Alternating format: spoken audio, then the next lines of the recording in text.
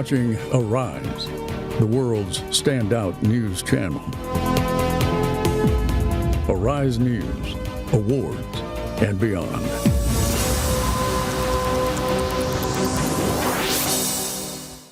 The security agency, the community of persons with disability.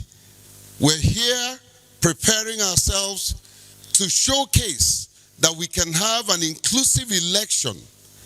And INEC had promised us, the security operatives have promised us, and the community of persons with disability are ready and able to vote. My name is Ambassador J. Kepele. I will be your host this evening. My colleague George will host the second panel. The first panel will be hosted by me, and it will feature the INEC. You heard me correctly. The head of INEC in Anambra State, Dr. Elizabeth, is seated. We will have the police public relation officer talk to us on the preparedness of the police. We will have the civil defense public relation officer will also talk to us on their preparedness. If election must be successful, if election must be inclusive, we need the umpire, the political parties, the security operatives, and the community of persons with disability. So tonight, we're coming into your homes to show you that yes, we can have an inclusive election, beginning with Anambra State. We have always been having inclusive election, but this is very pivotal for us at TAF Africa. Remember that TAF Africa is your inclusion champion, and therefore we are championing the cause of an inclusive election in Anambra State. Anambra people, this is your choice and time to choose the leader of your choice, to choose the people and the persons that will govern you. Do not miss this opportunity. I'll be back after this time out. Thank you to Arise, NTA, and ABS.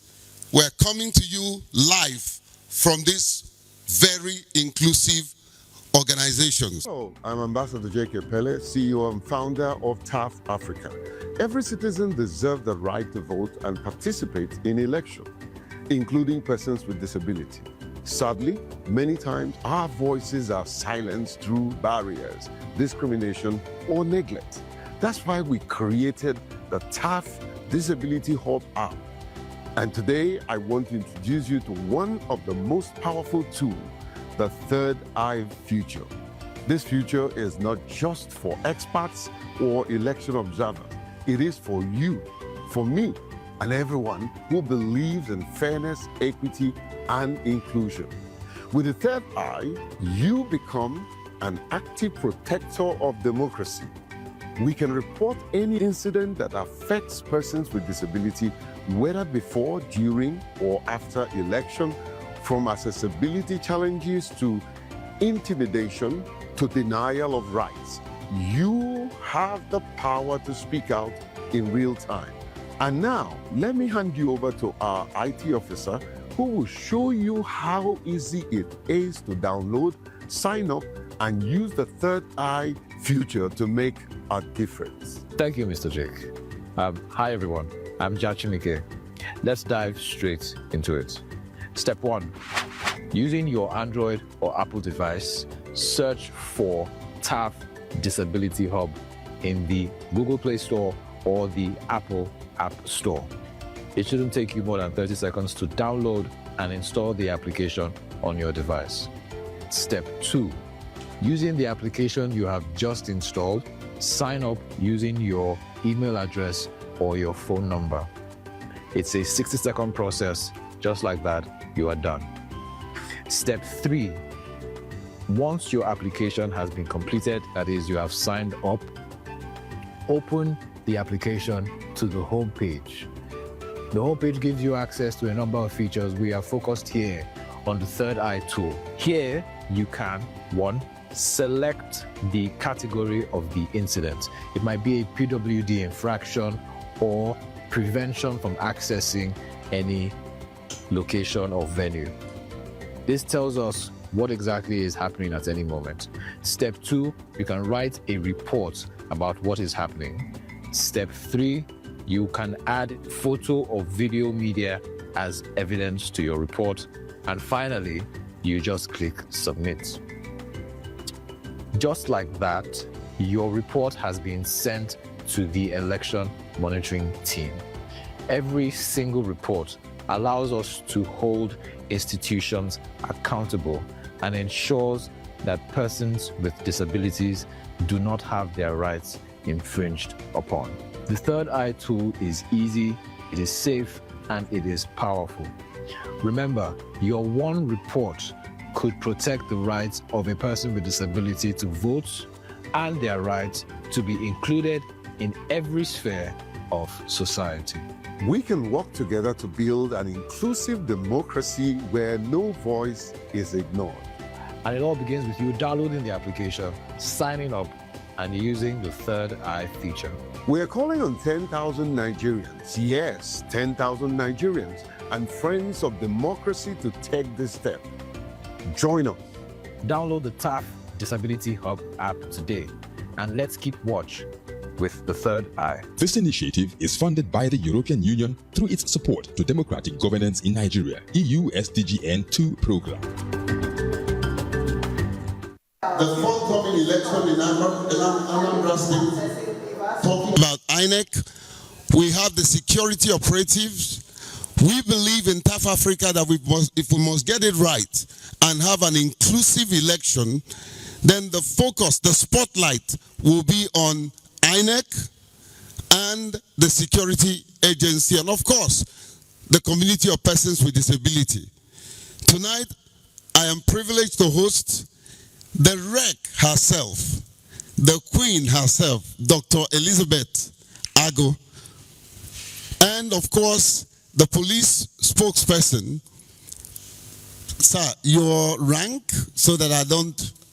Superintendent Ikenga, of course, and of course, Okadibo is of the civil defense.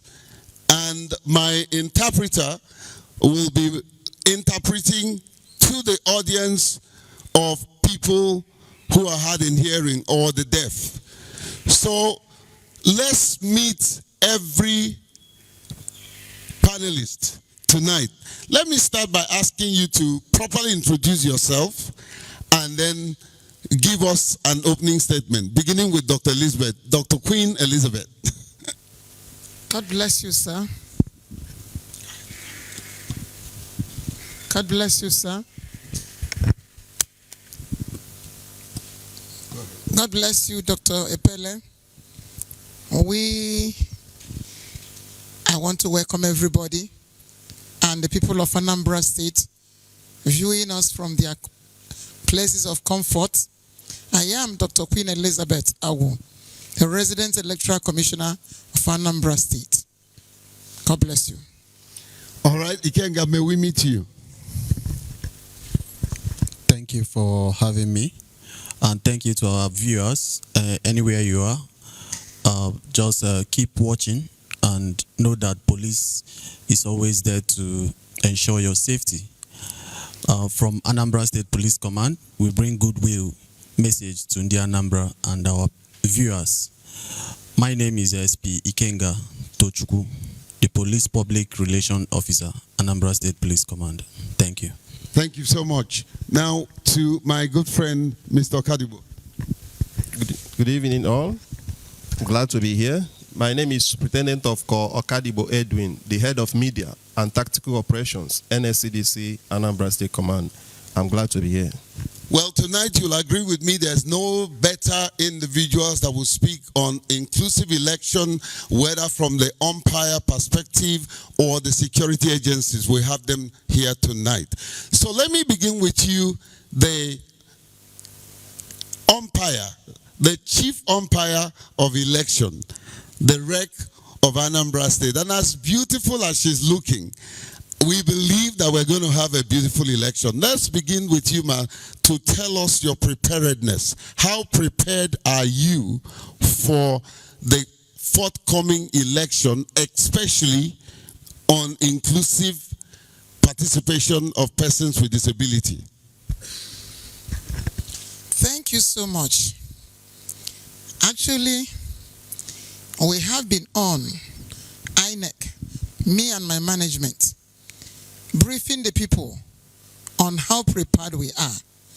You know, since I assumed office in Anambra State, I promised us that we are going to always have free, fair, credible, inclusive, peaceful election.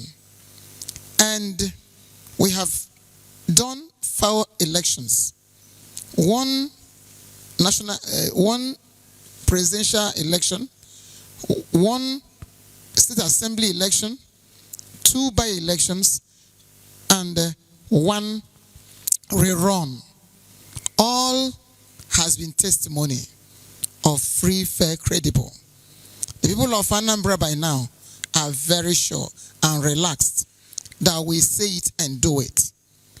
Definitely, you know, in INEC, we take time to prepare. We always dot our I and cross our T, because election is one thing that if it's not getting properly, a lot of things will go wrong.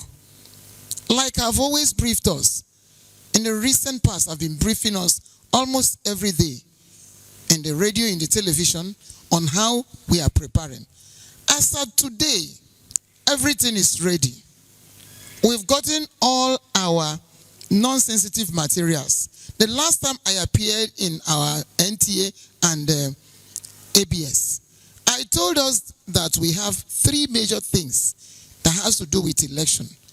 In the name of items, we have the sensitive and the non-sensitive, and the ad hoc workers. For the sensitive material, it is the beavers, the result sheets, and the result sheets and the ballot papers. Those ones, the result sheet and the ballot papers, comes about 1 week to the election. So they are already set in Abuja, but they are not here yet. For the non-sensitive, we have the ballot balls, we have the cubicles, we have mats, every other thing that has to do with election, the ink, the bags, every other minor things that makes election smooth. They are the non-sensitive. Those ones are fully ready. We've gotten all the consignments. Bashed, when we mean bashed, we mean we've distributed to polling unit level, kept in the local government, waiting for Thursday when we will carry the beavers. The beavers is fully configured. The beavers for the election. You know, INEC introduced electronic media called beavers, and it was tested first in Anambra State, and it's been working. People has been asking me, how are we sure the beavers will work? Beavers will work. We've advanced so much in beavers. These 5 elections I enumerated for us, we used beavers and it didn't fail us. Some want to know if you're using beavers, supposing a beaver develop problem. We have almost 1,000 beavers set aside outside the 5,720 beavers meant for the 5,720 polling units, and with 183 beavers for the split units. What I mean by split unit is a polling unit that have 2 voting points. It is 1 polling unit, but it's above the threshold of 1 polling unit, so it has a split. We will deploy 2 beavers for easy operation. All these have been done. We've trained, we have just concluded security operatives training. All the security operatives that will be participating in the election. We normally train everybody. Like I told us last time I was in NTA. I said any man, woman that will participate in an INEC election must be trained. We inform you them so that they don't be deformed. So all the security agents have been trained up to the local government level, ready for the election. Queen, let me butt in here. Talking about training election officers and people that would participate in the election and all that, how inclusive are the training? Do you have persons with disability? Are you going to have persons with disability as your ad hoc staff during the election? I was coming there. If you discuss with the JNP chairman, you will be sure that we have never before now been so inclusive as we are now. Every election since I came here, we make sure that, you know, the section 42 of the Nigerian 1999 Constitution says nobody should be discriminated against. That emanated to including it in our Electoral Act 2022, section 54, subsection B, which says there must be inclusivity for everybody, male, female, and the people with disability. What makes people with disability to be discriminated about or not included in the election? It's not proper. They are human beings. And I have personally believed that they must be given the fair chance which is requested. Now, I'm going to come back to you, Ma, because there are a couple of questions that I have in mind. But let's go to the security, the police.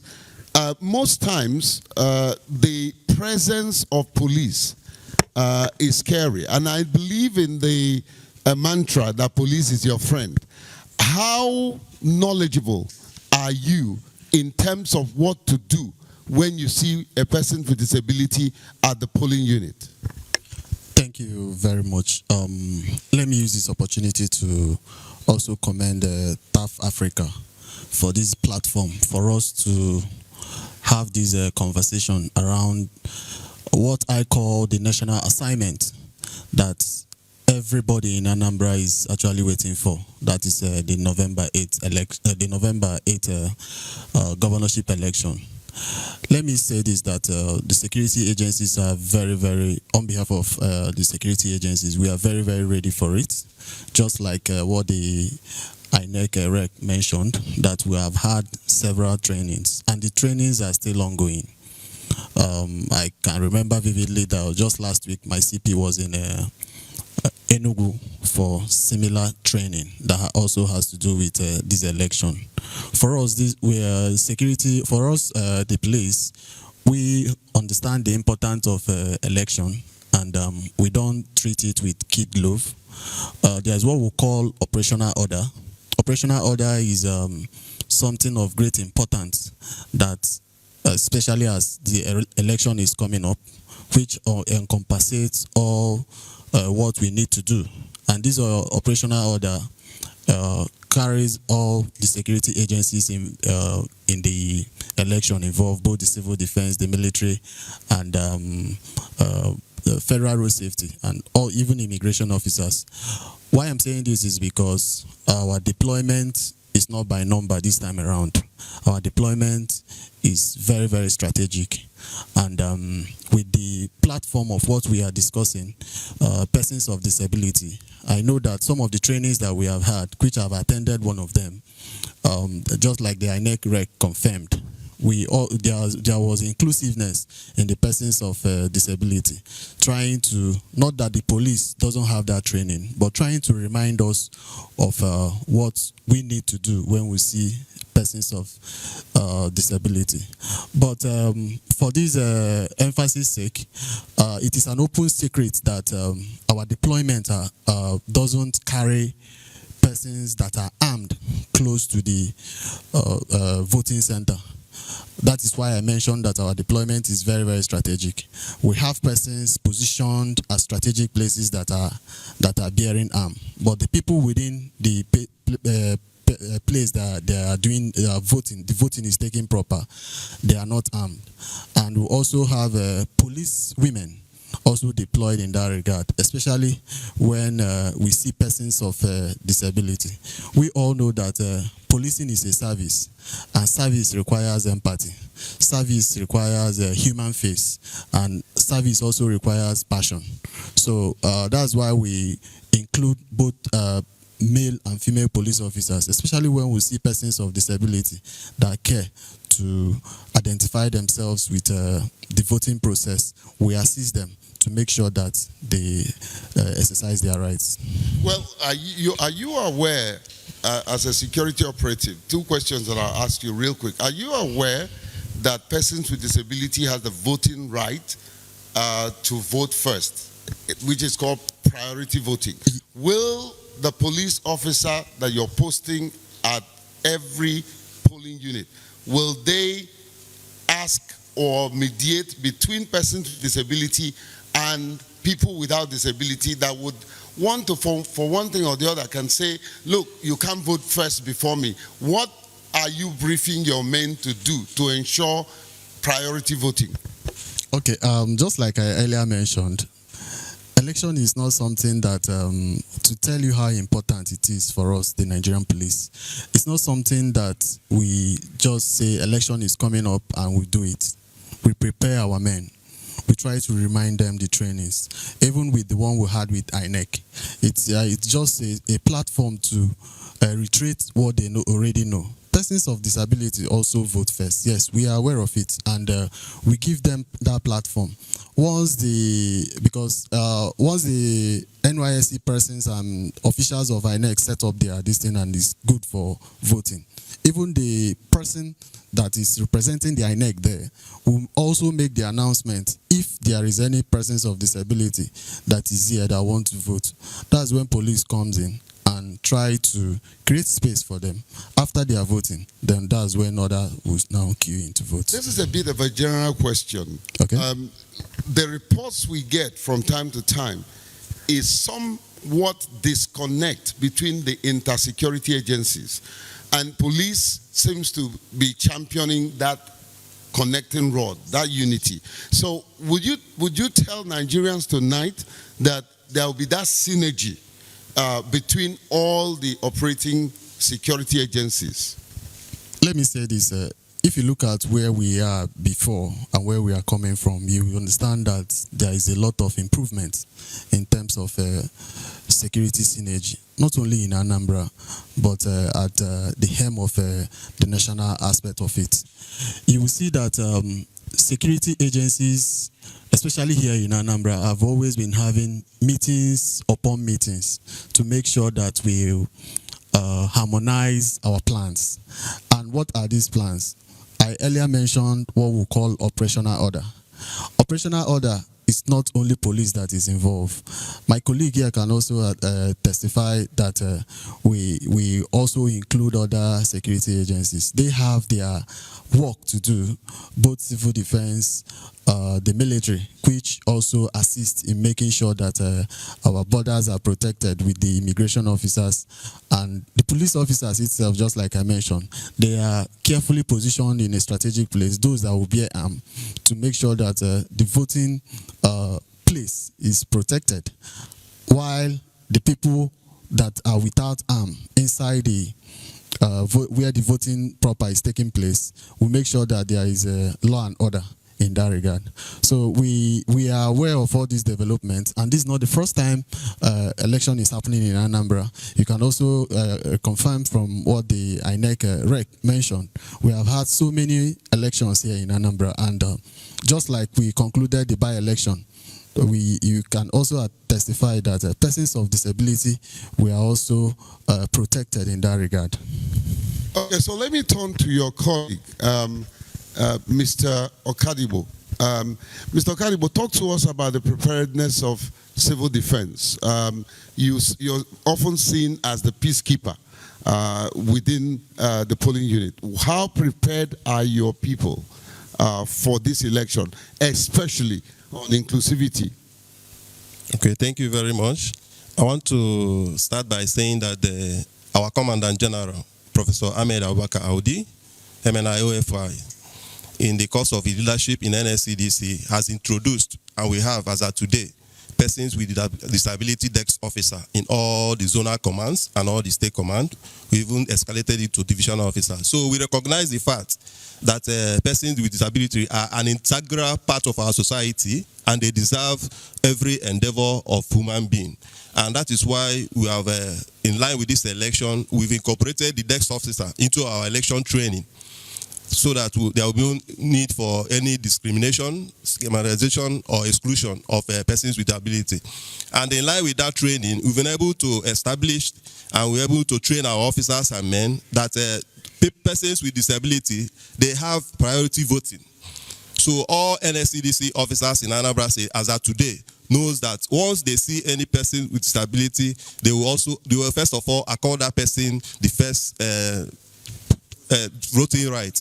Also, we've gone ahead to train our officers on the use of sign languages. The essence is to break barrier and also communicate effectively with persons with disability in the voting centers. Also, we have gone further to train our personnel that once there is a violence, they should focus more on persons with disability, evacuate them first before attending to any other person. So, as of today, NSCDC is prepared for this election, and also we are prepared more to attend to and break the barrier in all the obstacles that are impeding the voting persons with disability in exercising their franchise during voting.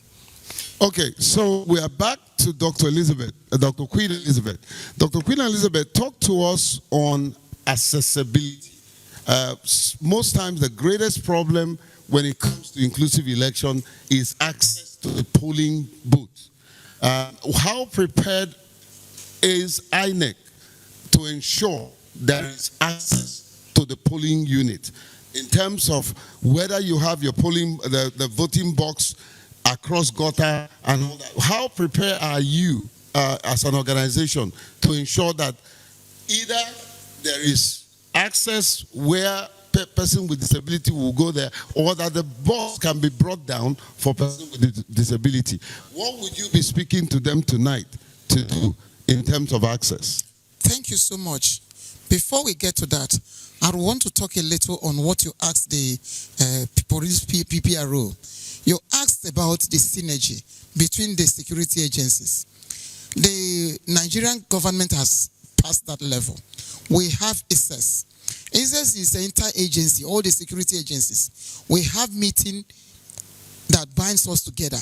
I and the CP are the chair. I'm the chair. The CP is the co-chair. We meet always to discuss specifically on electoral security. And this is something that all the head of security agencies in the state attends. We take it very serious. When it comes to deployment, it is the CP that does deployment of everybody, civil defense, army, everybody. Deploy it in such a way that there will be adequate security. The synergy is very there. And I can tell you, I have been participating in election since 1990. And I have not seen a place where the synergy is as strong as Anambra State. When election is on, just like this, we have situation rooms, both in CP's office, in my office, everywhere, and the synergy is wonderful. So the synergy is there. We meet at least, now that we have election, at least every week, all of us to discuss every level, both in security and everything. Now you asked me, how do we prepare for the people with disability? You know, INEC thinks of tomorrow, thinks for everybody. We have, every time we want to do election, we go around our polling units, survey our polling units, inspect it to see if there has been erosion, if there have been any encroachment. But before we pick any place as a polling unit, it must be a place that is seamless for anybody to enter. No gutter, no hills, no bushes, place that is seamless. That's what we choose. And if you ask your people, it's all over the place. We don't just say we want it to be here. We want it in a place where Tom, Dick, and Harry, everybody will easily approach. And if there is any incident, everybody will easily be evacuated. So this is a breaking news, Rec, that every polling unit in Anambra State will be accessible. Is that? It is accessible, not will be. We just concluded. We have a team from Abuja who came here with my team, went round. Even So you did an audit we did audit of all the polling units, of all the rack centers, because you know that the people with disability will be working with us. They will be returning officer, they will be collation officer, they will be SPO, and whatever level they are capable of working, they will be participating. In that case, both the collation center, both the rack center, rack center is a place where the people camp for the Friday night to enable us access the polling units early enough in the morning and start by 8:30. So all this has been audited and assessed to be sure that it is what we want, and we are very sure. Queen, talk to us about BVAS.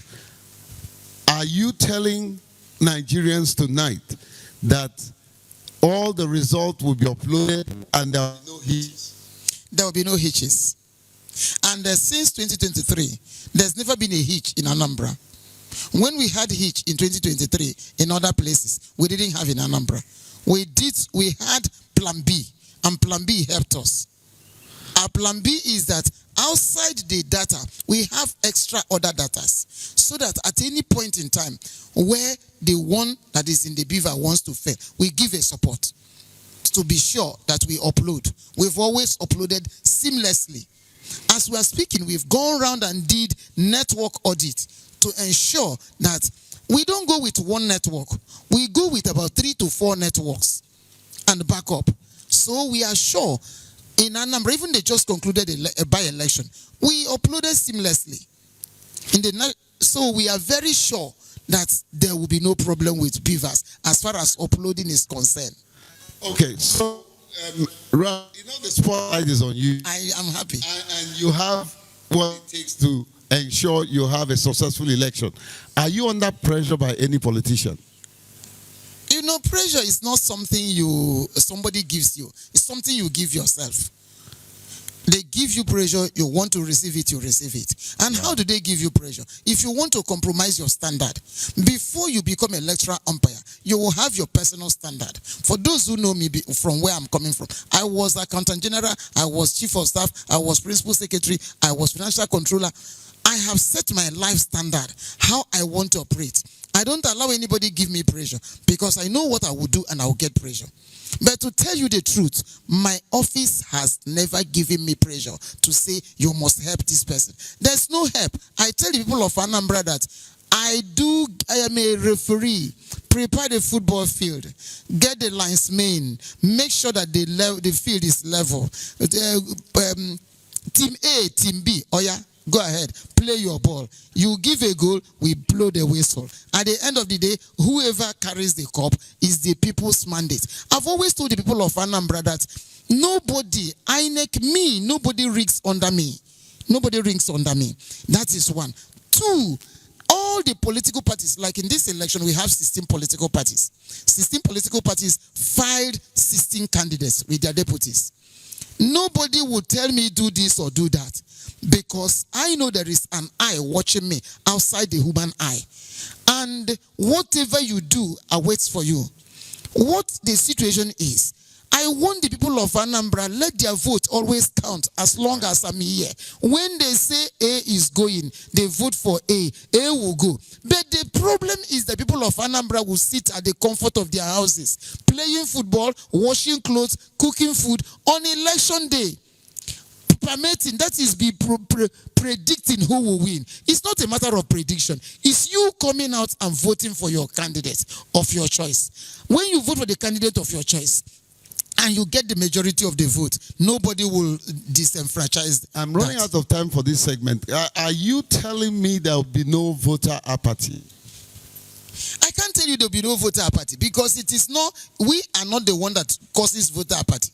The people decide they don't want to vote. I've been telling them that there is need for everybody to vote. I don't have to vote because I am not authorized to vote. But the people of Anambra are all authorized to vote. They come out, there will be enough security. Everything will be in order for them to vote. Voter apathy is a personal decision. You don't want to vote. You prefer to sit and be drinking wine and be playing draft and be playing Rudo. You don't want to go. And for some time now, there's been a very low voter turnout. And I'm begging the people of Anambra, come Come out and decide your choice. Come out and decide the person that will go for you. Don't stay behind and be saying, under this woman, I gave me a case here. But if you refuse to vote, you have already allowed the wrong candidate to win. Exactly. I was going to say that, but let me take two quick questions for you before we take a break, and then we will have one or two people ask you questions. Now, you've talked about the synergy. We've talked about how you're going to cooperate, especially with persons with disability. You've talked about your preparedness and how well briefed you are. Here's my concern. You do all that, and then Abuja sends one DIG who does not understand all the things you've been trained. How would you handle that, sir? Thank you. Policing is a regimented organization, and if someone gets to that level of being a Deputy Inspector General of Police, that means the person have passed through the process. And if someone gets to the level of an Assistant Inspector General of Police, that means that person have also passed through the process. So it's not a question of when they send a very high superior officer, he or she will find it difficult to key in. No. That for that officer to get to that cadre of rank, he or she has passed through the process of election. And just like I earlier mentioned to you, there is an operational order. It is something that is on paper. You heard the INEC rec mention about ISEC, where all the security agencies are involved, including the INEC rec. They are also involved. So we discuss a whole lot of things there. So you brief them regularly on what you're briefed locally, yes, right? Yes. Okay, so let's come to you. Civil defense, your role is as important as that of police. I know that you do have state or your whatever state invariably disability desk officers. Do they get constant training on election specific? I know that they get training for all kinds of disability matters, but do they get training specifically for election? If you're going to use them, do you brief them? Like I said earlier, yes, our desk officer of persons with disability, they do regularly go for training. And like I said, they've also trained some of us that are not desk officers on the use of assistive tools. Just last week, we finished one part of the training where they displayed some of the assistive tools that we will encounter in the field.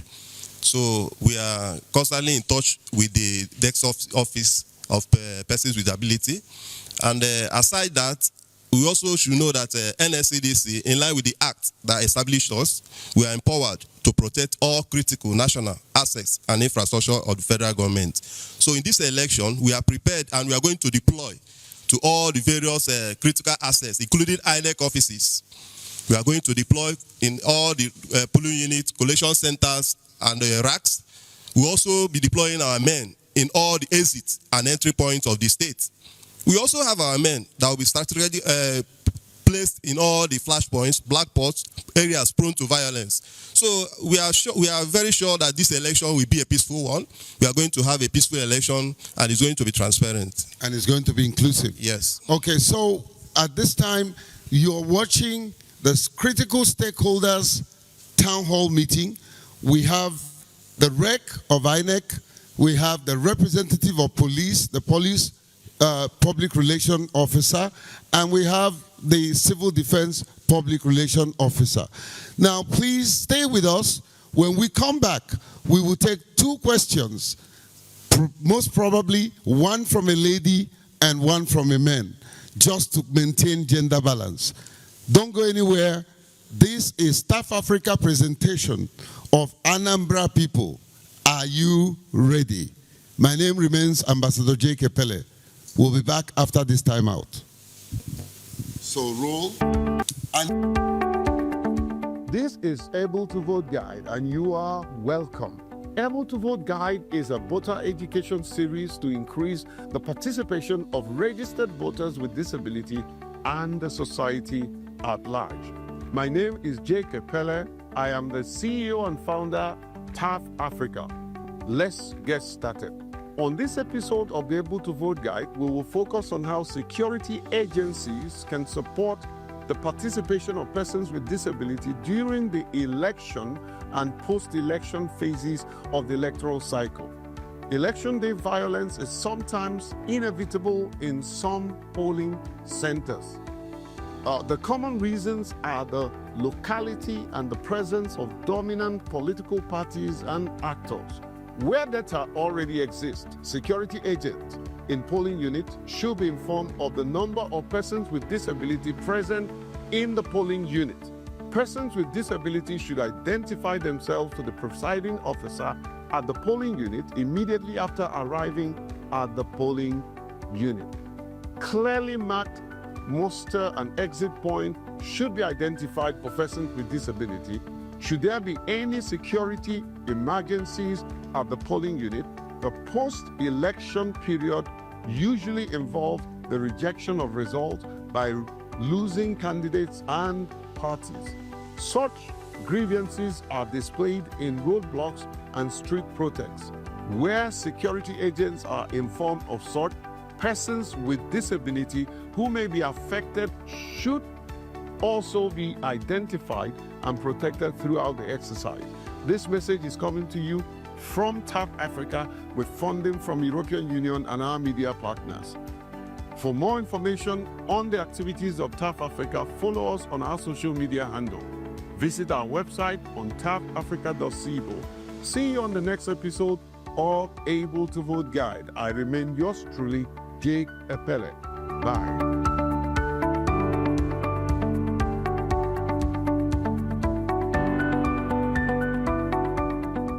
We're focusing on inclusive election. This is TAF Africa presentation of Anambra people. Are you ready for inclusive election?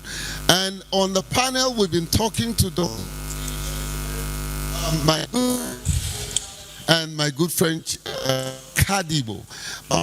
Now we have on the floor one of the participants ready to ask question. Now, ma'am, please go ahead, introduce yourself, and then ask your question. Question only, no comment. Go ahead, ma'am. All right. Good evening, everyone. So my name is Chidinma Jemba, PRO Jonapid Anambra. My question goes to the police PRO. Sir, please, one of the problems we have during election day is movement, restriction of movement. And for person with disability, that is a huge challenge for us. So we want to know, is there anything that can be done for us on that day? Because most times, some of us use keke, some of us use shuttle to go to our polling units, either for observing or for casting our vote. But most times we have restriction. Is there any plan for that? Thank you. As a matter of fact, every one of them will take that question. The second person, please. The second and the last person. Okay, good evening. My name is Moses. So my question goes to the security personnel here. During election, we've seen violence in high-brow areas where they have this violence. My concern is, what is the security people doing about protecting people with disability, considering they don't carry guns during elections? Thank you. Thank you. Will you please put your hands together for all our participants who have asked questions? Thank you.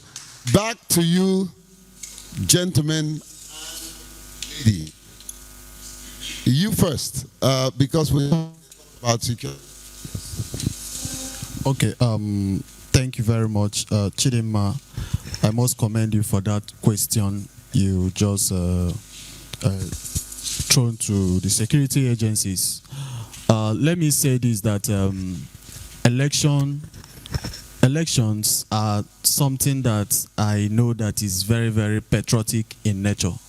For someone that have intention of voting, just like the way INEC used to move their sensitive and non-sensitive materials ahead of that period of time, I believe persons with disability, not only persons with disability, also Anambarians that have intention of voting, which I know that so many of them have intention of voting, have made our plans to be around their polling units and also be available at that within the region of that where the votes will take place, so that it can be easy for them.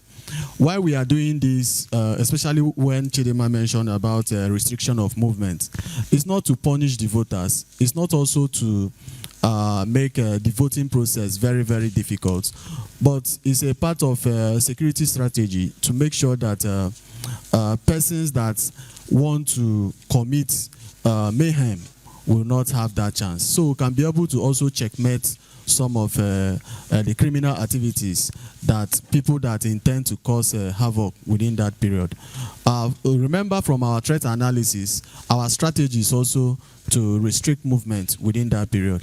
So persons with disability and persons that want to vote should, they are advised to go closer to their place of voting, so that for ease of movement within that period. Remember, we also have persons that we will give tag, like members of NUJ, and persons that will cover the international observers. We also give them tag for ease of movement. But we'll also discuss it with maybe INECREC to know whether we can include that part of maybe if persons with disability that want to move from one particular point to another, to know whether we can also include tag. But this is also on a special order, depending on if the NSEC approves, because NSEC is not only police, it has civil defense and INECREC, just like she mentioned that she's one of the chairpersons in that. Thank you, Kenga. Let's hear from INEC, because when it comes to movement, INEC begins the process. They will accredit people and give them passes and all that. So, Ma, talk to us about the issue of movement and how. Naturally, INEC has structured the system of registration. It's registration that emanates to voting in such a way that you register in a place close to where you vote. Peradventure, you didn't consider that when you were registered. If you want to vote, you are in Onitsha, you want to vote in maybe Oka South. On a Friday, you. But I will assure you, with your PVs, you are free, you are allowed to move. What we don't allow, the securities do not allow people to do, is to do normal business. But if somebody, because you will see that day moving, but not moving for business, if you're carrying people who are going to vote, they will allow you. All these, the security agents are very much knowledgeable about it. For you, you won't have issue. But they definitely, as he said, as the police PPRO said, if you voting in a distant place, you start moving in good time, because you may not be able to see public transport moving from Onitsha to Oka or from Obaro to Oka. But if it's within the town, you are allowed. If it's within Onitsha, you'll be moving. You go with your keke, go with your bicycle, go on foot. But bear in mind, you must have your PVC. Your PVC is what will let everybody know you're actually going for the business you said you're going. Don't tell them, my brother has the PVC. He's there at the voting point, and I'm going to meet him. They won't allow you, because some people will want to use that opportunity to visit friends and relations. It will not be allowed. But normally, if you're moving with your PVC, you just tell them where your polling unit is, and you'll be allowed. You will not be distracted. Thank you. So, civil defense, what's your own perspective? Of course, you will also be part of the security architecture. What would you say to a person with disability who is showing you that, look, I'm going to my polling unit? What would be your advice to your colleagues on how best to handle such people? Okay, like the INEC said, once we have a valid means of identification, it will make our work easy, and you are not going to have any problem with us. Just introduce yourself, show us your valid means of identification, tell us where you are going, and we are going to even assist you, because we have vehicles that will be patrolling throughout the election, who can help you to convey you from wherever you want to go to where you intend going. So it's as simple as that. Okay, that's a promise that I will hold you accountable. Be sure, because I'll be on ground. Okay, who knows? You will give me lift that day. All right. Okay, so but let's talk about some of the ongoing training and how you intend to include persons with disability, not just as the trainee, but as trainers. Now, what are your plans in INEC to ensure that your trainers are all persons with disability are part of your trainers? And what are the chances you have for even persons with disability who will be trainees? There's a proverb in my place. They said if you bring your mouth closed, they give you a swallow. If you distinguish yourself as a person with disability, that you have the ability to train, because when we train, from there we pick trainers. That's what we call train the trainers. Yeah. That's what we call train the trainers. If during the training you distinguish yourself, it's not hidden, it's not difficult. We will select you. It has happened in the time past. But if you're joking, you are not jotting anything, you're not serious, you're not listening, you think, because that's what I told us on several occasions. We've had over 7 meetings with PWDs in Anambra State. I thank the NGOs. They've been doing wonderfully well, especially our sister Ugochi. Now, when all of us have impediments, even those you think they're all right, we have impediments. If you distinguish yourself, we will allow you to be part of the trainers. When we are training, we are selecting trainers. And we finish, we don't look at faces. We're not doing it by man, no man. It's those who will deliver. Because after the training that is coming up on the 16th, by 18th, we should have trainers who will train from the SPOs. We will pick people who will train. And the SPOs are those who applied. We have no segregation. You applied. We harvest you from the INEC press. Harvesting is just listing the people who applied. Send you message on the day of training.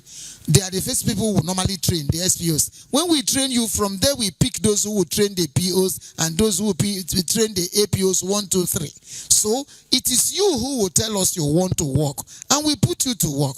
But when you are waiting for us to have sympathy with you, we will have only one sympathy, allowing you to vote. We will not have sympathy on you because you want to make you to train, because you will have evidence that you are capable. Capable is not just food. You can see somebody who doesn't see, but the person has a lot to offer. On the training day, you'll be given manual. And we have bread.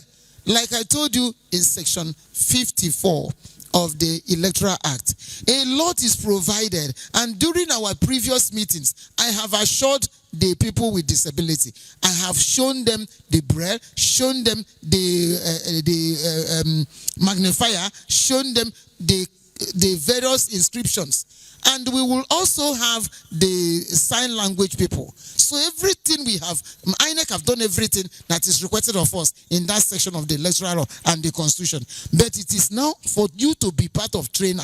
It is your responsibility. For you to be part of those who will do ad hoc work, it's your responsibility to show an element of seriousness, just like every other person.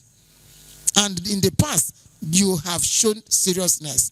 For me, I've seen some who have shown seriousness. That day, they will be part of it. Thank you, Reg. Reg, talk to us about electoral materials. We know for sure that INEC has procured some of these electoral resources for inclusivity. But the problem we have had in the past is the disconnect between what you're saying, what you have, and the administration of these electoral materials. Assure us now that those that have been trained, because we've seen in the time past, to be candid, INEC is one of the most inclusive organizations. I can say that without any fear or yeah, that's true. However, there's always disconnect between what you have said, what you have provided, and what happens in the field. Are you assuring us now that your ad hoc staff and even INEC staff have been properly equipped to administer these resources that have been provided for them? Because we've seen a situation where some of them have the equipment and it's in Ghana must go. It's not used. Are you telling me that Anambra will be the first to have absolute, total operational use of these materials? Definitely that's what it will be. We've practiced it in the time past. But the issue is that some of the people, majority of the people, like I told us when we were having our meetings, cannot read the braille. So we bring it out, keep it there. Nobody is able to read it. All they use is the fastest means. The fastest means is you come with somebody you trust. That's the fastest means. Either your child, your relation, your friend, whom you trust, come with the person from your home. Or you get to the field there. You say, this is the person I want to help me. Tell the person the party you want to vote, the person helps you. That's the fastest means they use. But if somebody says, I want to use the braille, we have it. We give it to the person. It's very simple. Magnifying glasses. Magnifying glasses. We have enough of it. I have enough of it. I've cleaned it. I've kept them in my office so that I will make sure it is distributed on that day. But the important thing is, I've also gone ahead to ensure that we pick from our server, IREV, the particular places where the people with each particular challenge are, so that we know what and what to deploy. And I believe that before election, I would have gotten that response, which is what I want, to know where is the person that needs the braille, where is the person that needs the magnifier going to vote, and all these things. So, yeah, well, Queen, I can tell you that TAF Africa is working with you on that. We will give you the data of where clusters of persons with disability in each polling unit. As a matter of fact, we already have that on our system, on our electoral hub with our app. So you can actually go to every polling unit in Anambra State and know that there is 5 persons with albinism. Of course, that's where you're going to deploy.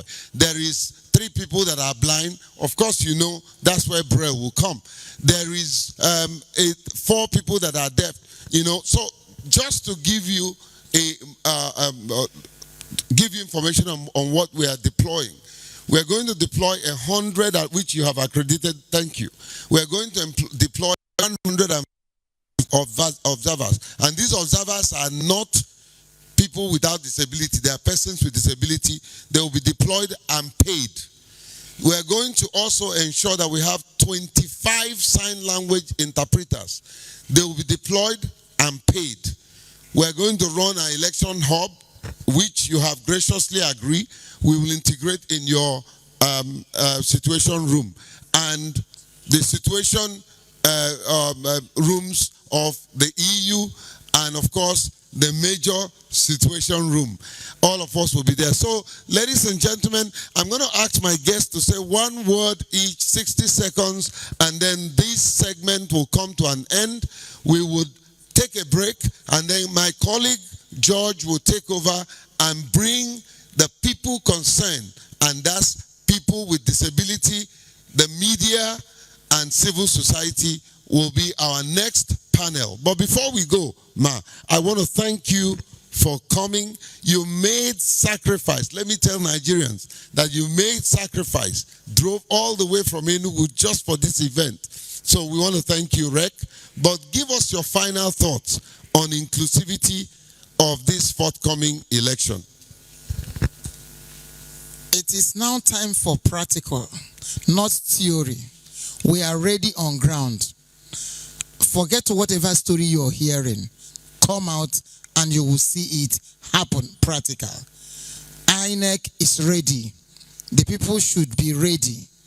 And we are very, very ready for everybody, including the inclusive people. God bless you. Thank you. Thank you, Queen. And of course, my good friend Okadibo.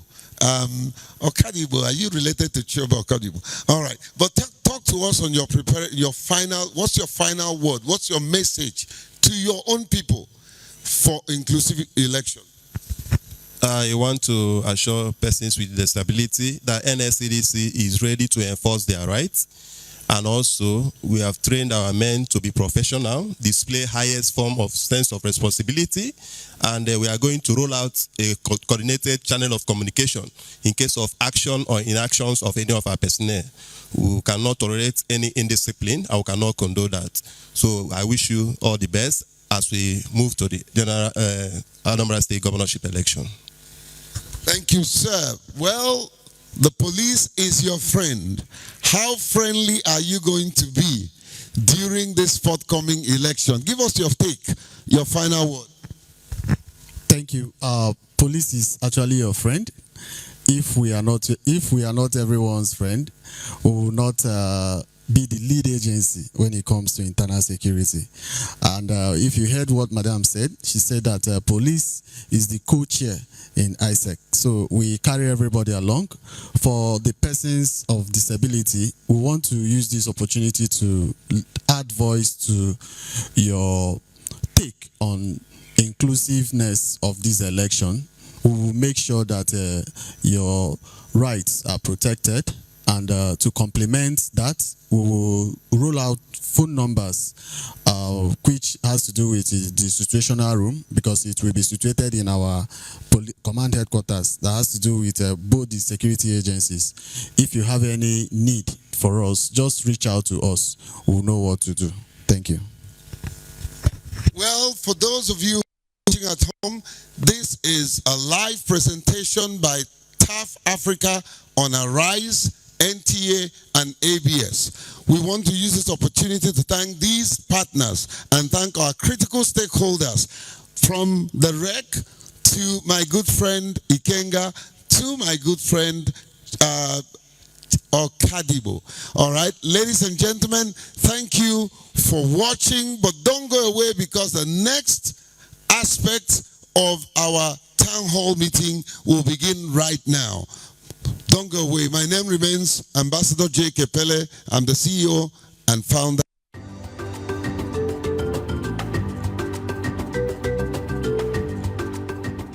Hello, I'm Ambassador J.K. Pele, CEO and founder of TAF Africa. Every citizen deserves the right to vote and participate in elections, including persons with disability. Sadly, many times our voices are silenced through barriers, discrimination, or neglect. That's why we created the TAF Disability Hub app. And today, I want to introduce you to one of the most powerful tools, the Third Eye Future. This future is not just for experts or election observers. It is for you, for me, and everyone who believes in fairness, equity, and inclusion. With the Third Eye, you become an active protector of democracy. We can report any incident that affects persons with disability, whether before, during, or after election, from accessibility challenges to intimidation to denial of rights. You have the power to speak out in real time. And now, let me hand you over to our IT officer, who will show you how easy it is to download, sign up, and use the Third Eye Future to make a difference. Thank you, Mr. Jake. Hi, everyone. I'm Jachinike.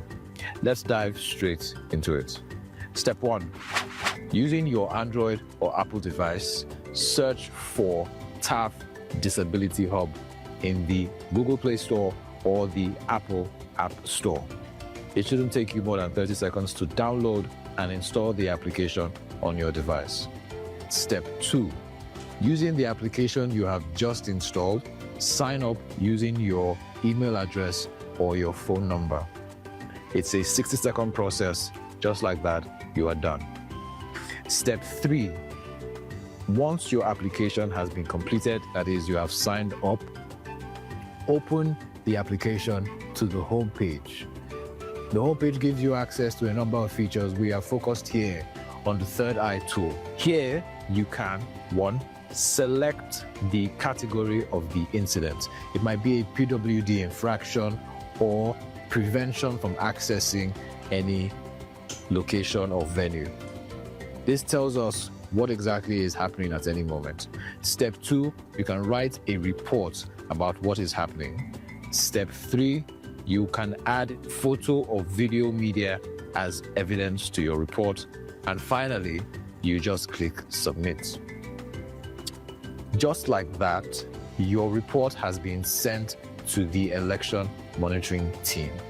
Every single report allows us to hold institutions accountable and ensures that persons with disabilities do not have their rights infringed upon.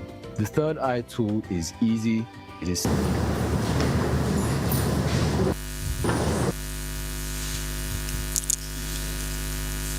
Good evening, everyone. Our audience and viewers at home, we are welcome to TAF Africa's stakeholders as preparedness for a disability inclusive Anambra State governorship election. We are here to assess the preparedness of stakeholders, the media, persons with disabilities themselves, and of course, the civil society organizations. It is important that we look at the visibility, media visibility, and public awareness, and of course, the readiness of disability readiness in the forthcoming Anambra State governorship election. And we are here with critical stakeholders. I am here with Comrade Ugochukwu Okeke, who is the Joint National Association of Persons with Disabilities Chairman, Anambra State Chapter. Comrade Ugochukwu, you are welcome. I also have with me Mr. Christopher Moloku. He is the Managing Director, Anambra State Broadcasting Service, ABS. Sir, you're welcome to this program. And also with us is the General Manager of NTA Oka, in the person of Mrs. Franca Uzoma Olua. You're welcome. I hope I didn't bother your name. Yeah. All right. So without any waste of time, we'll go quickly into it. We want to assess the readiness of the disability community. Comrade Ugochukwu, you are the disability leader in Anambra State. How prepared and how ready is the community of persons with disabilities to participate in the November 8th governorship election? Thank you so much, and thank you, viewers. Persons with disabilities in Anambra State are very much ready to participate in this forthcoming governorship election. We have started early. We started early to mobilize our people, starting from the time of continuous voters registration. INEC informed us, very well when the CVR started, and we went ahead to mobilize our people to get their PVCs, which we know that a great number of them, went for that registration. And after that, we also mobilized our people to attend all the trainings being organized by INEC. Madam Rek has told us all they have done. In fact, I'm here to corroborate with her that all she has said, they are all correct. Because we have had up to 7 trainings and engagements with INEC. And we have also mobilized our people to attend voter education in partnership with other non-governmental organizations. TAF Africa, they have come in Anambra State to train our people, to mobilize our people, to sensitize them on the need for them to know that they have that ability to vote and also to be voted for. So we mobilize our people to attend that training. And recently, we're also mobilizing our people to make sure that they go and collect their PVC. Because registration is 1, correction is number 2, and making use of it to vote is number 3. So we are mobilizing them seriously to make sure that they all get their PVCs and make sure that they also use it. In fact, yesterday, we did a step-down training for all the trainings we have attended, all the local government, we came at Oka, you know, the representative of all the local government. They came in their good numbers. We were able, in fact, we provided opportunity whereby all the cluster leaders were able to step down all the information they have gotten from INEC, from all the partners we have worked with. They stepped down all the training, giving them the right information, the raw information on what each cluster is expected to do. We are able to also tell them and educate them all the provisions that have been made by INEC, and they were so excited. In fact, we are also planning again, you know, to go into the field, like TAF Africa said, that they have mobilized our people. We also mobilizing our people to make sure that they were properly trained and attended that training to enable them to have the necessary information they need to be able to observe this election, because it is important to us. Because we know that when our people observe the election, they will have the first-hand information that they will pass across to the umpire and other relevant stakeholders that will enable them to plan better for persons with disability in the forthcoming election and beyond that. Thank you.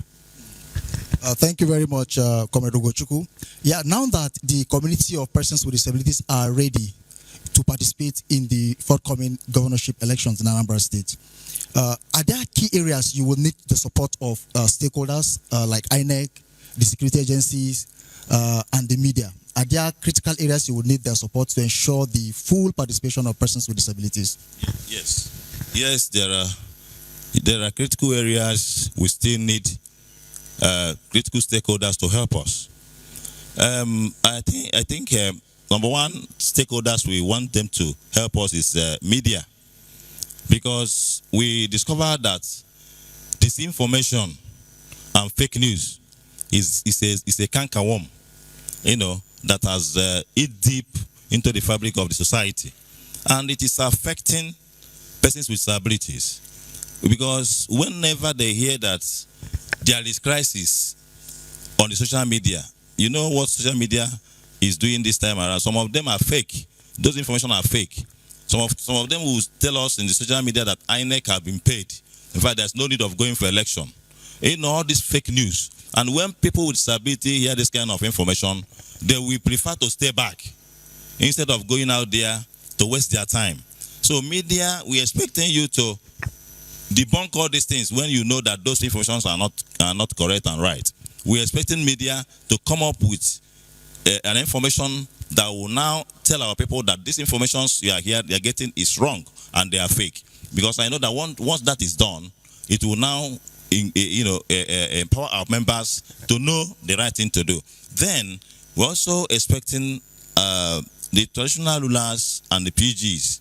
You know, most times when we go to some polling units, because some of us might like to vote and stay till the vote is counted, but most times those polling units, there are no seats there. So we are appealing to PGs and traditional rulers, if they can make available some seats at the polling unit. And they cannot do everything. If they can provide some seats whereby if we have voted and we still want to observe what is happening till the end, we will now have that privilege to be there. Then we're also expecting from the police, even though they have told us that they are prepared to secure us during the election, we have also told our members yesterday that the first thing they will do when they get to their polling unit, because they usually have issues with the deaf people.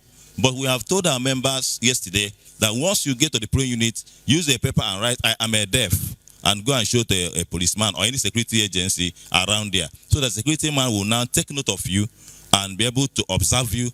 And if you need any assistance, we have told them if there's no interpreter, you can still help yourself and write and give to the security agency. So we are pleading with the security agency, when you see a deaf with that paper, please accord them that necessary support. Thank you. Thank you very much, Comrade. I'll turn to you, Mr. Christopher Moloku, the ABS Managing Director. You agree with me that society's perception is very critical, especially regarding disability, stigmatization, attitudinal barriers, against persons with disabilities. What is ABS doing to ensure that, each election coverage is disability inclusive? And beyond just the election coverage, what other things are you doing to ensure that innovative ideas you are bringing in to ensure, disability inclusion even in governance? Please, we'd like to hear your take. Thank you very much. With regards to disability inclusion or inclusivity, both in the elections and in everyday life, I can assure you that Anambra Broadcasting Service is an equal opportunity employer. We have persons living with disability working with us. We have, interestingly, when my friend Jake came for his interview, he was interviewed by an albino or someone who albinism, someone with albinism. Sorry if that's offensive. Then I have a couple of deaf persons working in my office who are still very, very smart persons, and interestingly, some of them have penciled their names down to cover the elections. So we're going to give them areas where they will be going to with the assistance of vehicles to convey them to such places. Now, with regards to the general public, I had PSAs, public service announcements, encouraging persons with disability to go out and vote. We've had these messages a couple of times. I've been privileged to speak with PWDs. It's been the same message. If you believe it, go and do it. All right? As long as you're not doing something which is illegal, you have your voter's card, you have the right, like Chairman rightly noted, you get to a place where your disability might be a challenge. You write it down on paper. Hey, I'm deaf, but I'm observing this election. You will be given preference. You will be put in a place where conversations can begin. Also, we've given space and time to PWDs, to come and speak with their constituency, if you wish. Speak to their people. It's easier when you hear my language. So you hear someone who is a person with disability speaking to his or people and saying, hey, I will be in the field, I will be voting, come around and let's do this together. My joy will be complete the day I see a person with disability compete and contest for a serious position, both in the Anambra State and in Nigeria as a whole.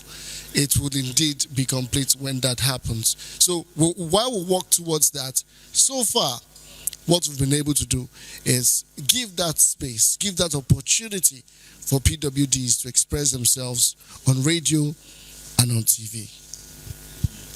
Thank you. I would like you to, even though you've said a lot of things, I want to still buttress on, of course, normally media organizations, broadcasters, cover events, like this, all right? When there are events that has to do with disability inclusion, they cover this event, and of course, it's there on the news. But most of the times, there are no these storytelling formats to ensure, change in perception, shaping, the society's perception about disability. That will go a long way to demolish attitudinal barrier against persons with disabilities. You'll agree with me that most of the barriers persons with disability face is actually that attitudinal barrier. And once that is demolished, person with disability, other barriers, will be dealt with. So what other things, what other ways are you looking at beyond just news coverage in terms of ensuring that there are innovative ways to highlight disability issues so that it becomes visible to the public, and of course by so doing it changes perception of the society about disability?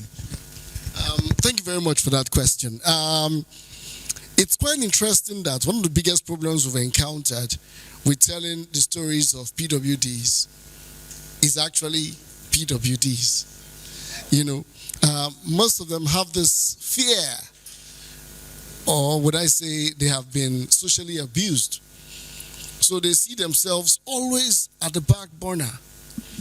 So when you try to have conversations, what is your story? Very few of them are bold enough. I have a young man who is trying to learn radio right now. He is visually impaired, both eyes, and he's a fantastic student. You know, the minute I come in, he says MD is here. I'm like, wow, okay, I have to walk back. There is that spirit. Meanwhile, we've seen those who say no, instead, just give me money, let me eat. They'd rather resort to begging for alms. We've seen quite a number of them. Those who are out there, who are vocal, who are pushing, you find that they excel in whatever field they find themselves. So I think the big challenge we've actually faced in telling the stories is actually the actors in the same story. So something needs to be done. They have to come out a little better. Probably after this, we'll have a proper conversation where we can have these people in their communities, in their own constituencies, and they can tell their stories. At least from that story, you would inspire one person. Thank you very much. I will turn to you, the General Manager of NTA Awka, in the person of Mrs. Franca Uzoma Olua. NTA, we always hear this, you can't beat the rich. Am I correct? Yeah, so NTA has a very wide coverage, and it means that NTA gets to the nook and crannies of our communities to ensure that the public are educated concerning critical issues. So what role will the NTA be playing to ensure that information affecting or issues affecting persons with disabilities are taken down to the communities, especially where we have low awareness about disability issues? Thank you very much. Thank you very much. Thank you for inviting me on this program. It's a privilege to be here.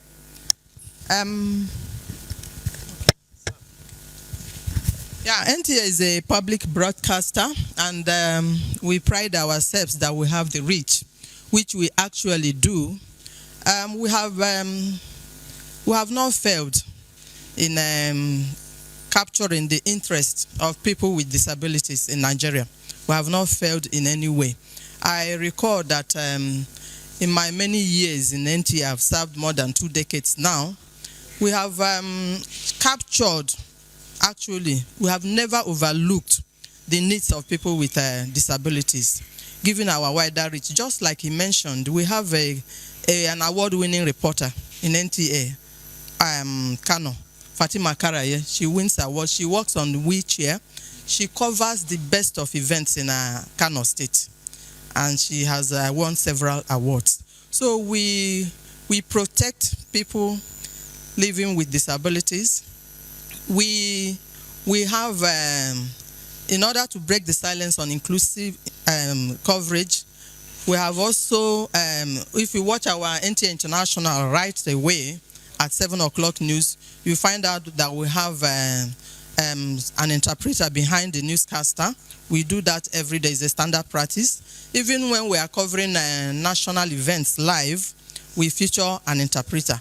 And on our network news, which is the flagship, we also have subtitles to enable people living with disabilities to actually follow up what is going on in the news. So we have not really failed to actually capture their interest. And again, coming to these forthcoming elections, we have actually trained our reporters. We just had a Zoom meeting last week, Friday, on how to cover the election, giving it a wide coverage, also capturing the interests of people living with disabilities. And when it's time for elections like this, while we are preparing, we actually like to invite them for interviews.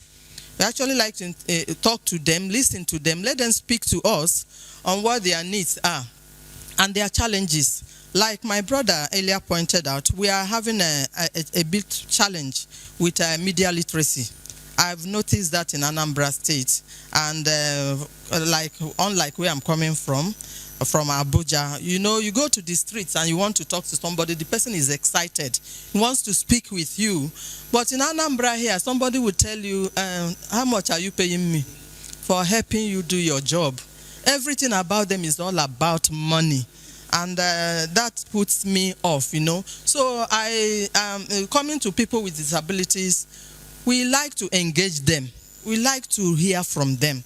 We like to listen to them. There's a program in NTA, it's also an award-winning program, if you watch, Against All Odds. Yes, it's majorly for people with disabilities. And we bring them, when you watch that program, you'll be in tears.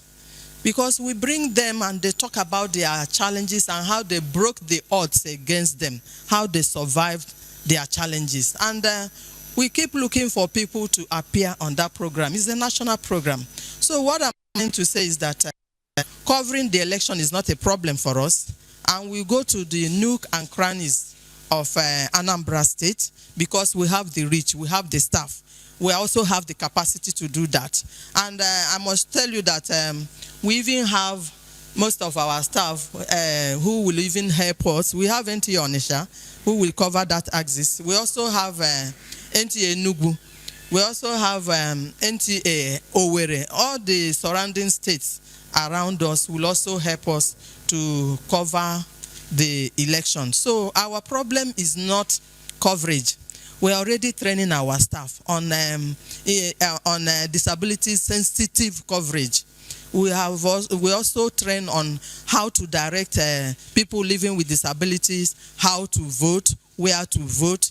All that voter education is very, very important, you know. But what I'm asking is that when we call you, please don't shy away. When we call you for interview, don't say, I'm helping you to do your job. How much are you going to pay me? Please, talk to us. Express yourself. Your vote is your power. Let Nigerians hear your voice. Let them hear your challenges. And let us also find out ways of solving the problems together with you. That is just what I'm trying to say. Because when it comes to capacity, NTA has the capacity. When it comes to reach, NTA has the reach. So covering the election is not our problems. Going to the grassroots is not our problems. We have the manpower and we have the equipment by the grace of God. So coverage is not a problem. Our problem should be you coming out to say, please, this is what I'm feeling. This is wherever there is news breaking. Come to us. Wherever you have challenges, what you want to talk about, your impediments, your hurdles, come to us. Please be aware that this thing is happening in so place. We will assure you that we'll draw the government's attention to that. We have that reach, we have the coverage, we have the capacity. Thank you. Thank you very much, GM, for that. Once again, viewers at home, audience, my name is George Dominic Anwai. I'm the Assistant Program Manager, TAF Africa. This program is brought to you by TAF Africa, and we are live on ABS, NTA Oka, and Arise TV. I will come back to you, Comrade Ugochukwu.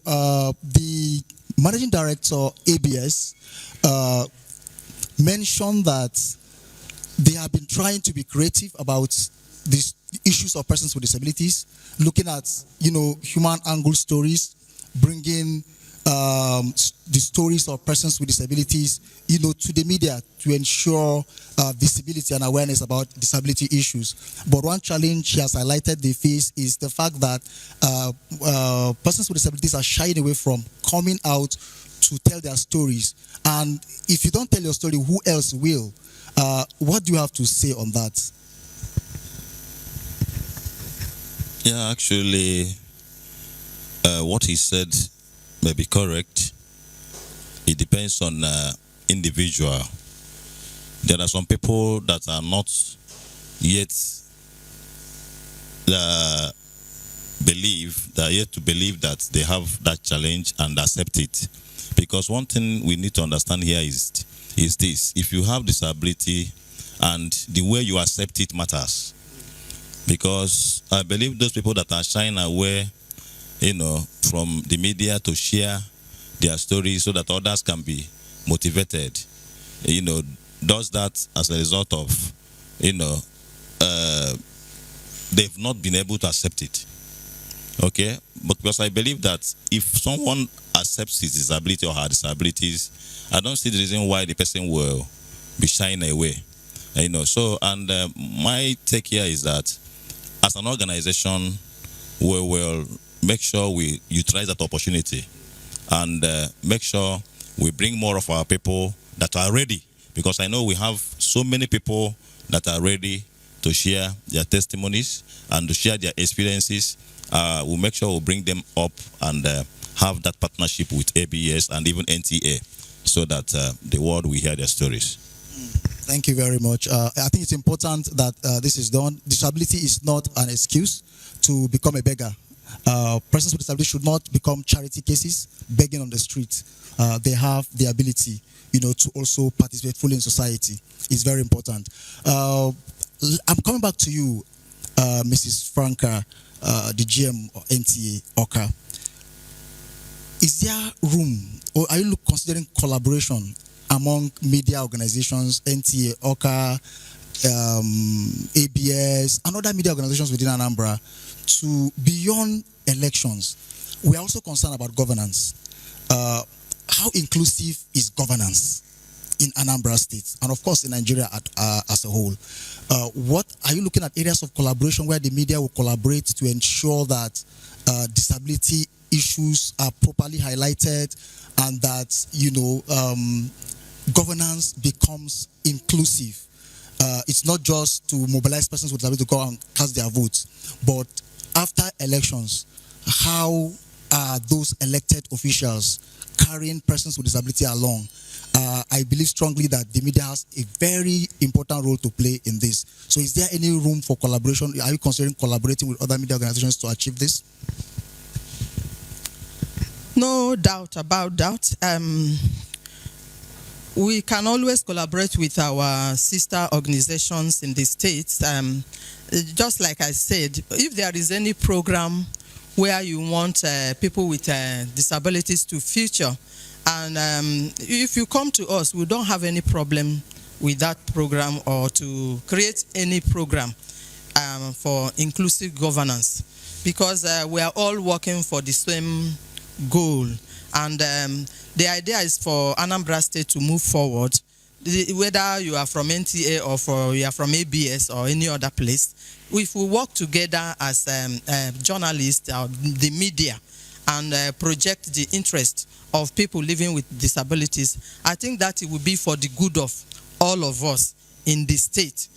So I think the idea is for us to also sit down in one place, including with people with disability, have a round table and find out how do you want us to intervene in your issues. Are you looking at a program where all of us can decide or sit down and map out what the program should look like to protect your interest and all that? And after that, we can now begin to build up synergy with our brother, sister organizations in the media and say, okay, this is what we are going to produce this program with people with disability, and then we will syndicate the programs to all other stations. So the onus is also lies on people with disability. What are they thinking about? What are their needs? What are their challenges? What are their demands? What are the things they want the public to know about them, so that we can put them together in a program, or even short news programs. My experience in Abuja is that you can be in office and somebody will walk to you and say, I have this idea as a person with disability, or I have created this project. If you watch our Newsline programs, you will find out that we go to people. It's somebody that will tell us, oh, there's this young man here, he has issues with disability and he created a project. This is what we want to show Nigerians, that there is stability in disability. So they should come forward. They should come forward to us and let us know where they are making things different and how their challenges and all that. And then we will be the ones to talk about it. Our goal is to project them, bring them forward to the public arena. That is solution journalism, and which we are doing very well. So let us talk to each other and let us listen to each other. Let us share our challenges together and our experiences together, so that we can also work together and produce a successful governance Thank you very much. Thank you very much for highlighting that this is an opportunity for collaboration, not just the media, of course, the media organizations and Jonah Pede at the same time. So it is very important that synergies like that are built so that we can advance, the cause of our communities. Thank you, audience, for staying tuned. Once again, my name is George Dominic Anwai, the Assistant Program Manager at TAF Africa, and I'm hosting this session. We'll go on a quick break, and when we're back, we will take questions from our audience. It is audience participatory. Thank you.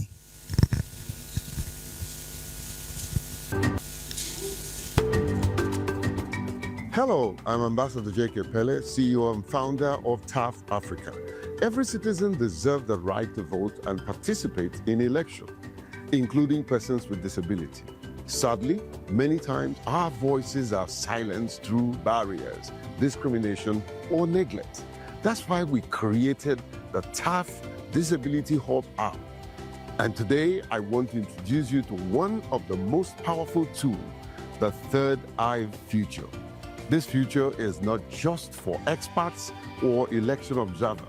It is for you, for me, and everyone who believes in fairness, equity, and inclusion.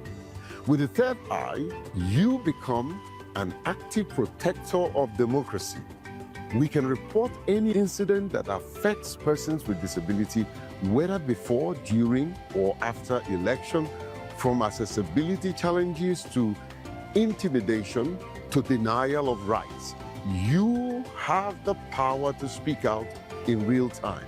And now, let me hand you over to our IT officer who will show you how easy it is to download, sign up, and use the Third Eye Future to make a difference. Thank you, Mr. Jake. Hi, everyone. I'm Jachimike. Let's dive straight into it. Step 1. Using your Android or Apple device, search for TAF Disability Hub in the Google Play Store or the Apple App Store. It shouldn't take you more than 30 seconds to download and install the application on your device. Step 2. Using the application you have just installed, sign up using your email address or your phone number. It's a 60-second process. Just like that, you are done. Step 3. Welcome back to this segment, the Q&A segment, on the preparedness of stakeholders for a disability-inclusive governorship elections in Anambra State. I have been with the Managing Director, Anambra State Broadcasting Service, in the person of Mr. Richard Moloku, Mr. Christopher Moloku, sorry, and I'm also with Comrade Ugochukwu Okeke, who is the State Chairman, Joint National Association of Persons with Disabilities, and I'm also with the General Manager, NTA Oka, in the person of Mrs. Franca Uzoma Olua. My name remains George Dominic Anwai. We have questions from the audience. We'll go straight to the first question. Please introduce yourself and ask your question. Go straight to the point, and they are here to respond to your questions. Please. All right. Good evening, everybody. My name is Ifani Chukwu Igwebwe.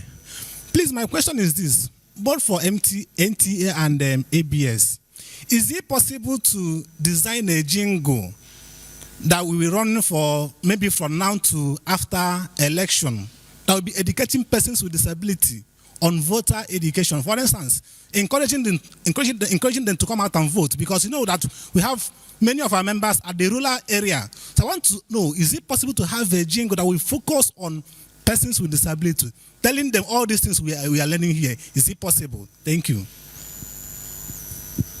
Wow, that's a very important question. Thank you for asking that question. So,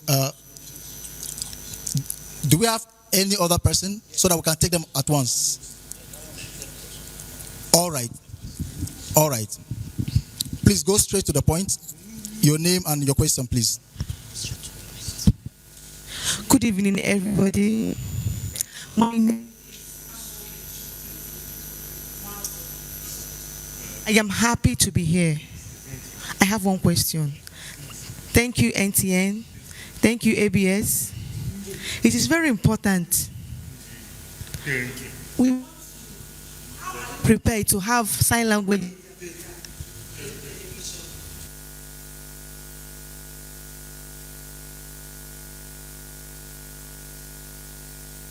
No more talking.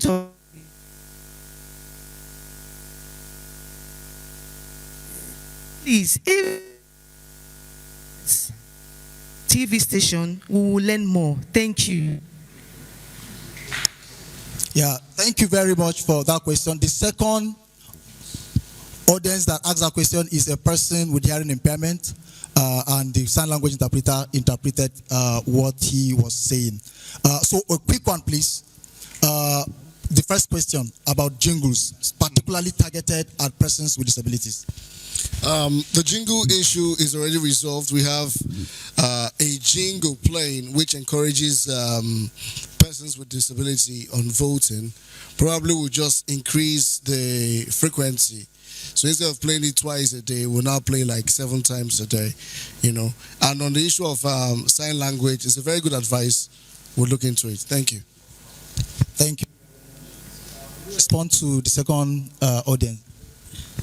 Yeah, thank you very much. The jingle, we don't have any as in NTA Awka for now, but I'm assuring you that from Monday, that's tomorrow, we have started running programs on the election, Anambra governorship election, on the network service. If you watch network news from tomorrow, you get 1 or 2 reports on the preparedness for the Anambra State governorship elections and on network news. And then on network news, we don't do jingle. Okay, we have not produced any jingle relating to people living with disabilities, to be frank with you. But we have also produced jingles for the Anambra State governorship election preparedness for now.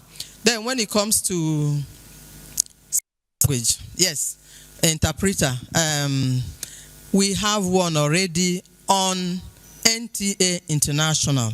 Every 7 p.m. news, you find somebody behind the newscast. If you watch, you will see. Please do watch. Thank you very much. Thank you very much, Comrade Ugochukwu, Mrs. Franca, and Mr. Christopher. Thank you very much. That was a very insightful discussion, and I hope that viewers at home have picked 1 or 2 things. Please, you can go to the comment section and ask more questions on this. All right, so we are going on a short break, and we'll be back shortly. Thank you.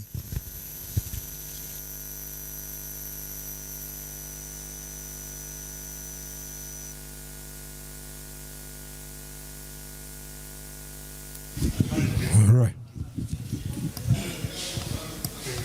Pele, CEO and founder of TAF Africa. Every citizen deserves the right to vote and participate in elections, including persons with disability. Sadly, many times our voices are silenced through barriers, discrimination, or neglect. That's why we created the TAF Disability Hub app.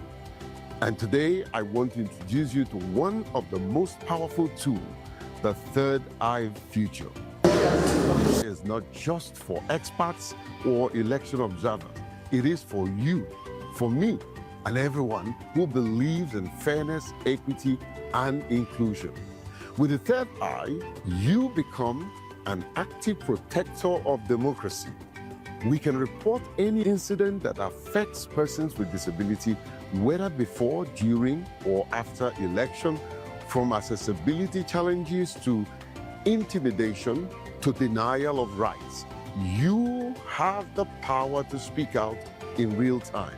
And now, let me hand you over to our IT officer who will show you how easy it is to download, sign up, and use the Third Eye Future to make a difference. Thank you, Mr. Jake. Hi, everyone. I'm Jachimike. Let's dive straight into it. Step 1. Using your Android or Apple device, search for TAF Disability Hub in the Google Play Store or the Apple App Store. It shouldn't take you more than 30 seconds to download and install the application on your device. Step 2.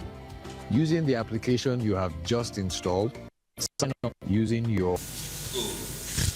Welcome back to the town hall meeting of critical stakeholders. We're preparing to ensure inclusive election in Anambra State. And we've heard from the REC, we have heard from the police, we've heard from civil defense. And of course, we talked to media practitioners and also the chairman of the state JONAPID, which represents the community of persons with disability. But as we begin to round up in a couple of minutes, I have these two beautiful ladies. Again, Dr. Queen Elizabeth, the REC of Anambra State. She is bent on having inclusive election. And of course, Ugochi, a well-known face in civil society, represents our organization and also the Situation Room in the state. Ladies, and of course, my sign language interpreter is joining us so that our deaf community will get the feel of what we're doing here in Anambra State. Rec, I know you have talked about your preparedness. You've assured us of inclusive material. Are there any innovative ideas that you're going to put forward in this Anambra State election? Because it seems to be, this is a test, a litmus test for truly inclusive election. So talk to us about some of the innovation that you're thinking about. I'm glad to know that it will be completely accessible. But what are some of the innovations that you probably did not tell us? You didn't have time to tell us before. But round up with that. Thank you so much. I intend to deploy a facility that will enable me have the feeling real time when the people with disability, persons with disability will be voting. I will be seeing it as it's dropping. I want to have that. And I also want to have data. I want to have data that will enable me, I'm working seriously on that, that will enable me deploy specifically to the particular area. If this PU is having people with sight impairment, I will be able to know that they need Braille in this place, not just deploying anyhow. That also is what I'm working on, seriously. And I will be ensuring that I want to see how people will feel when they see people with disability teach and walk. I tried it in 2023, though that young man disappointed me. But so I would want to deploy 1, 2, 3 capable people so that the others who are looking at them on that election day will be sure that this so-called PWD is not anything impaired. They are not actually disabled. They are just people having one so-called minor issue. That if your hand is paining you, you could use your brain, you could use your foot. So these are things and the many other things I'm yet trying to fine-tune that I want to deploy. I want to specifically bring out my belief that physical challenge is nothing. I want to bring it out. I want to bring it out physically and feel it, then others feel it with me. That I want to do. Thank you. Thank you. We can see the passion and the energy and the intentionality, and we will work with you at TAF Africa, whether it is data and deployment and ensuring that, and of course, your collection center, the participation of persons with disability. Let's turn our satellite to Ugochi, the civil society.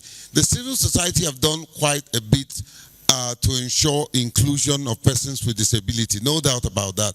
But what are the specific challenges that civil society are facing when it comes to inclusion of persons with disability? All right, thank you very much, Chief Jake Epele. My name is Ugochi Agalaba Ehianrike, Executive Director for Social and Integral Development Center, SIDEC, and also the State Coordinator for TAF Africa. So what are those challenges? One, working with a person with disabilities, just like what happened right now, the last person asked the question, talking to someone that is already deaf, and you are just doing talking without no sign language interpreter. It has always been challenging. You also recall the passionate contributions from our REC, Dr. Queen Elizabeth Agu. Yes, INEC, they are doing beautiful things at the state level, at the national level. On the day of election, the major challenge we normally face is that INEC would train people. They intentionally train people on how to use braille ballots, on how to use magnified glasses, right? And also those forms EC40H, that is for persons with disabilities. On that day of election, you still see some couple of ad hoc staff that will not really do justice. I think this is one of the challenges. Beyond that, the REC we have here in Anambra is intentional. Based on what we've done with Nigerian civil society situation, we've done political environment, understanding how prepared the citizens of Anambra are. She came and she did justice by presenting a paper, and that program was so inclusive. I know of the beautiful things that INEC have done, ensuring that the election, not just about able to vote, but they are being intentional in ensuring that election and electoral environment is so accessible and inclusive. So these are the things we'll find. We just want INEC to deploy passionate ad hoc staff that will really go and deliver the mandate of INEC on the day of an election. Beyond that, I know the PWD community, based on what we've done with TAF Africa, CSO Situation Room, SIDEC, they are ready. They are ready. It will shock you that this deployment we've done for November 8th election, they are ready. In fact, they are the best. They are more responsive with respect to joining the electoral hub, the person with disability. They are so intentional in participating in this election. So we really want to see the aftermath of the election that would demonstrate the inclusive nature of what we all have contributed in ensuring that November 8th election is so inclusive in Anambra State. Thank you, Ugochi. Thank you, Rec. Thank you for the time that you have spent with us. Ladies and gentlemen, we're drawing the curtain tonight, but one thing is sure. Anambra State election must be inclusive. Democracy is not democracy when there is exclusion.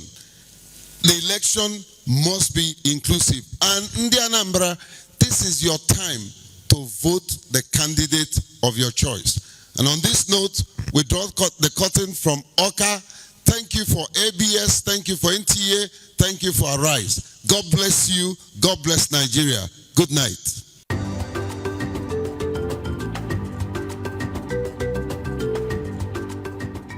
Hello, I'm Ambassador Jake Epele, CEO and founder of TAF Africa.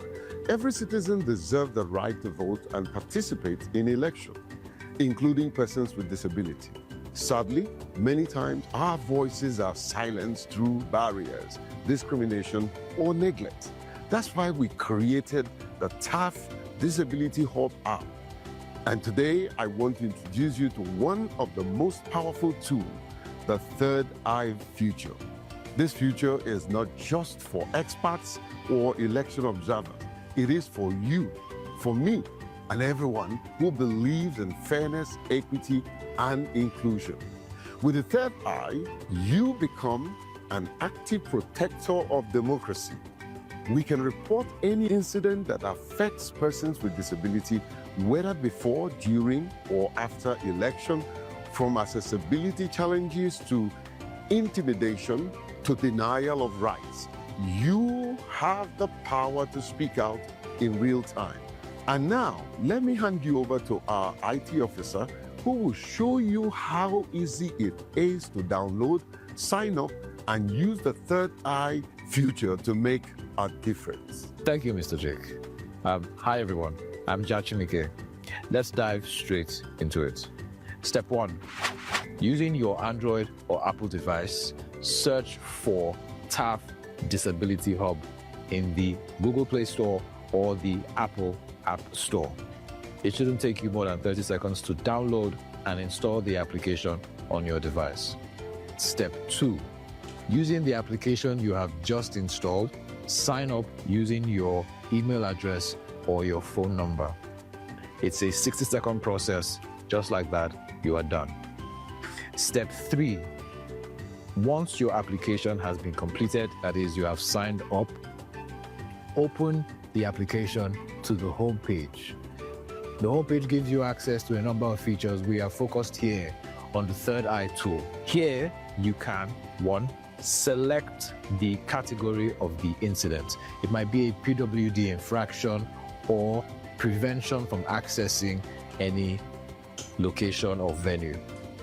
This tells us what exactly is happening at any moment. Step 2, you can write a report about what is happening. Step 3, you can add photo or video media as evidence to your report. And finally, you just click submit. Just like that, your report has been sent to the election monitoring team.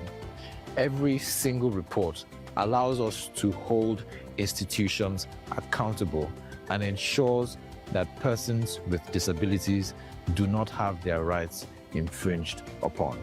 The Third Eye tool is easy, it is safe, and it is powerful.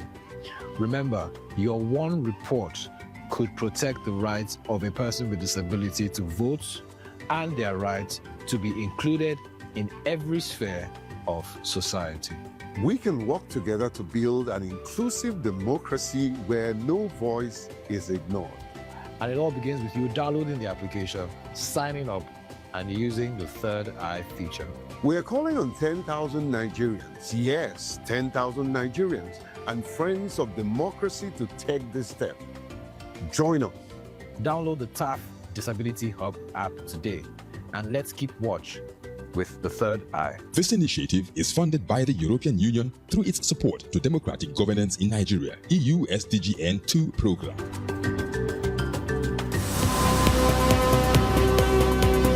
You're watching Arise, the world's standout news channel. Arise News, awards, and beyond.